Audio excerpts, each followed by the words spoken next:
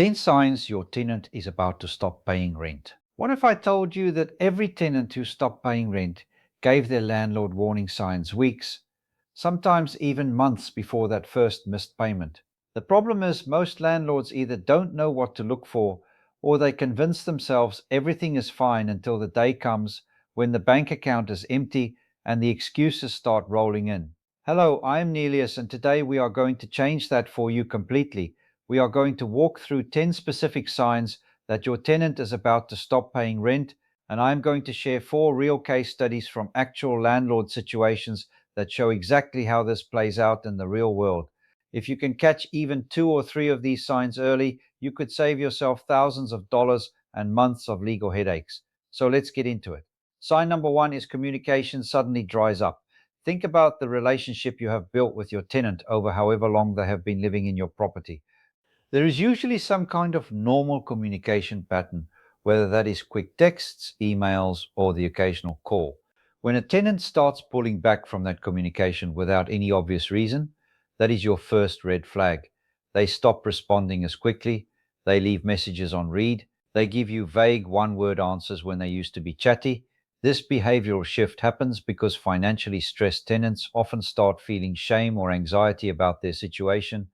They begin emotionally distancing themselves from the person they owe money to, which is you. Sign number 2 is maintenance requests completely stop. Now, this one seems counterintuitive at first. You might even be relieved when the maintenance calls slow down. But here is what the data tells us and what experienced landlords will confirm. Tenants who are planning to stay long term keep caring about the property. They report the leaky faucet because they plan to be there when it gets worse. When maintenance requests suddenly go quiet, especially from a tenant who used to report every little thing, it often means they have mentally started checking out. They are not reporting problems because they are not planning to stick around to deal with them. Sign number 3 is partial payments start appearing. This one is huge, and you need to pay extremely close attention when it happens. A tenant who has always paid the full amount starts sending you slightly less than what is owed. Maybe they say they had an unexpected expense and they will cover the rest next week. Maybe they just send the amount without any explanation at all. Partial payments are almost never a one time thing. They are usually the beginning of a pattern, and that pattern almost always ends with complete non payment. Do not get lulled into accepting partial payments without addressing the situation directly and immediately. Sign number 4 is new financial stress signals. You might notice things like a different or older car suddenly showing up in the driveway, or the tenant mentioning job related stress or changes in conversation. Maybe they mention a spouse or partner who lost their job, or they start asking questions about payment grace periods. Pay attention to what they are telling you, even casually, because people under financial pressure often drop hints before they drop the ball on rent entirely. These conversations are not random, they are signals. Sign number 5 is changes in property activity. If you or your property manager drive by the property and something feels off, trust that instinct. Maybe the property looks less cared for, the grass is not being cut, trash is piling up, lights that used to be on at normal hours are not on anymore. In some cases, tenants who are preparing to stop paying or even preparing to vacate quietly start reducing their investment in the space, both emotionally and physically. This shows up in how they maintain and occupy the property. Sign number 6 is a new person or several new people suddenly appear. When additional people start showing up at the property and seem to be living there without your knowledge or approval, that is a sign something has shifted financially in the household. Often, what happens is the tenant is struggling to cover rent on their own, so they take in someone else to help share costs, but they do not tell you because they know it violates the lease. This creates a situation where you are now dealing with unauthorized occupants and a financially unstable primary tenant all at the same time. Sign number 7 is employment changes come to light. When a tenant loses their job, gets laid off, transitions to a lower income position, or even switches from full time to part time work, rent is at serious risk. The challenge is tenants often do not disclose this information to their landlord for obvious reasons. But the clues are there if you are paying attention. They might mention it in passing. A neighbor might mention it. In some cases, you can pick up on it through changes in their schedule or behavior patterns around the property. Sign number 8 is legal or personal trouble surfaces. If you hear that your tenant is dealing with a divorce, a legal battle, a major medical issue, or some other significant life disruption that is a direct threat to their ability to pay rent consistently. These life events are expensive and emotionally consuming. They pull financial resources in multiple directions at once. A tenant going through a divorce, for example, is suddenly dealing with legal fees, possible changes in household income, and a massive amount of emotional stress that makes managing financial obligations much harder. Sign number 9 is they start asking very specific questions about your lease terms. When a tenant who has never really asked questions about the lease suddenly wants to know about early termination clauses, what happens if they miss a payment, how much notice they have to give before leaving, or what the consequences of breaking the lease are, they are not asking out of curiosity. They are doing research because they are already planning something. A long term tenant asking these kinds of questions out of nowhere is a major warning sign that should not be dismissed. Sign number 10 is your gut is telling you something is wrong. This one is not backed by a specific metric, but it is backed by decades of landlord experience across countless real estate investors. If something feels off when you interact with your tenant, if you walk away from a conversation with a sense of unease, if you notice yourself wondering whether this month's rent is going to come in, pay attention to that feeling. Successful property managers develop an instinct for this over time. And more often than not, that instinct is picking up on a combination of subtle signals that have not yet fully crystallized into something you can name. Now, let's get into the 4 case studies because this is where everything we just covered becomes real. Case study 1 involves a landlord named Marcus who owned a single family home in the suburbs that he rented to a couple who had been there for 3 years with a perfect payment record. Around month 37, Marcus noticed that their usual text exchanges became shorter and more delayed. He initially brushed it off. Then, one month, he received a payment that was about $60 short with no explanation. He texted the tenant asking about it and got a vague response about a billing error that would be sorted out. The next month, the payment was $240 short. Within 90 days, Marcus was dealing with a full non payment situation. When he looked back, he could count at least 5 signs from our list that were present before that first partial payment ever arrived. The cost of the eviction process, legal fees, and lost rent ended up exceeding $11,000.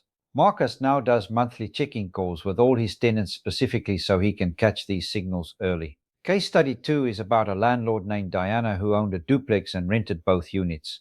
One of her tenants, a single professional woman in her early 30s, had been there for about 2 years. Diana noticed that the tenant's car changed suddenly to something older and less reliable. The tenant also stopped responding to a routine renewal inquiry that Diana had sent in an email. When Diana finally reached her by phone, the tenant was polite but evasive. She kept saying she needed more time to think about the renewal without giving any specifics. Diana, armed with knowledge about these warning signs, decided to get proactive. She had an honest conversation with the tenant and discovered the tenant had actually been laid off 3 weeks earlier. Because Diana caught this early, she was able to work out a structured payment plan and connect the tenant with a local housing assistance program. The tenant stayed for another 8 months, paid consistently through the program, and left on good terms when she eventually relocated for a new job. Early detection saved Diana both the rental income and the expensive eviction process. Case study 3 involves a landlord named Trevor who had a small portfolio of 3 rental properties. At one of his properties, he had a tenant who had been quiet and reliable for almost 4 years. One day, a neighbor called Trevor to let him know there seemed to be 3 or 4 additional people staying at the property regularly. Trevor took this seriously and scheduled a property inspection with appropriate legal notice. When he arrived, he found 5 people living in a space that was leased to one individual. His original tenant had quietly taken in people to help cover his rent because he had lost a significant portion of his freelance income. The unauthorized occupants were not on the lease. There was damage to the property beyond normal wear, and the situation had been going on for several months. Because Trevor had not been monitoring the property or the communication patterns, he had missed numerous early signs. The legal process to address the lease violations and ultimately the non payment that followed cost him close to $15,000 by the time everything was resolved. This case study is a powerful reminder that staying connected and observant is not optional if you want to protect your investment. Case study 4 is about a landlord named Sandra who owned several condos in an urban area. She had a tenant in one unit who was a small business owner. Everything had been fine for about 18 months when the tenant suddenly started asking very detailed questions about the early termination clause in his lease. He also asked about what would happen if he needed to miss 1 month and pay double the following month. Sandra had studied warning signs through a property management education program, and she recognized immediately that these were not casual questions. She responded professionally, but also took the conversation as an opportunity to ask openly whether the tenant was experiencing any challenges. The tenant admitted that his business had taken a serious hit and he was not sure how the next few months were going to look financially. Sandra was able to give him 30 days to either find a replacement tenant through a lease assignment or to vacate cleanly so she could relist the unit. The unit sat empty for only 11 days before she had a new qualified tenant in place. Because she acted quickly and communicated openly rather than waiting for non payment to happen, Sandra avoided the worst case scenario entirely. So, what do all four of these case studies have in common? The landlords who came out on top were the ones who were paying attention. They were educated. They understood what to look for, and they did not wait until the problem was a crisis before they acted. The landlords who suffered the worst outcomes were the ones who ignored the signals or did not know what the signals were in the first place. Here is the broader lesson. Being a landlord is not a passive income activity. It is a business that requires active management, ongoing education, and the ability to read situations accurately before they become disasters. Every single one of the 10 signs we covered today requires you to actually be engaged with your tenants and your properties to notice them. If you are collecting rent passively and hoping for the best, you are one missed payment away from a serious financial problem. Now, let me ask you something honestly. If you are watching this video right now and you own rental properties, can you confidently say you know what to do the moment you notice one of these signs? Do you have a system for how to respond? Do you know what conversation to have, what documentation to create, and what legal options are available to you at each stage? Because knowing the warning signs is only half of the equation. The other half is knowing exactly what to do when you see them. This is exactly why I built my property management course. The link is in the description below. When you join as a monthly member, you get access to everything you need to manage your properties like a professional. We cover tenant screening, so you reduce the risk of problem tenants from day one. We cover lease structuring, so you have legal protection built into your agreements from the start. We walk through communication strategies that keep you informed without overstepping. We cover financial monitoring, maintenance systems, and yes, we go deep on exactly how to handle situations like the ones in today's case study, step by step from the first warning sign all the way through to resolution. Every single month, we add new content based on what is actually happening in the real estate market right now. This is not a course that was recorded 5 years ago and left to collect dust.